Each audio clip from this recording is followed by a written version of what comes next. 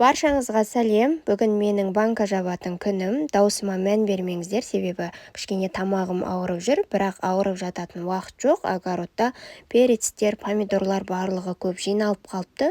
Сонымен бүгін қыстық ең сүйікті салаттарымызды жасайын деп жатырмын. Ал сіздер қандай салаттар жауып жатсыздар, және де қысқа дайындықты бастадыңыздар ма, жаза кетіңіздер. Бүгін мен біздің отбасының ең сүйікті салаты қыстық салат лечоны жасайтын боламын. Бұл лечоны жасағанда кәдімгідей жазға жетпей қалады бізге. Сол үшін көптеу жасайтын боламын. Сұйық майға помидорды осылай ірілетіп турап, кішкене қайнағаннан кейін, осындай болғаннан кейін барып, сладкий перецтерді ірі етіп турап саламыз. Әр түрінен салғанды ұнатамын. Түсі өте әдемі болады, және де өте дәмді. Одан кейін барып чеснок, укроп, петрушка, қара бұрыш, тұз, шекерін салатын боламыз. Барлығының құрамын қазір астыға мөлшерін жазып өтетін боламын. Және де банкаларымды екінші жағынан стерильдеп жатамын.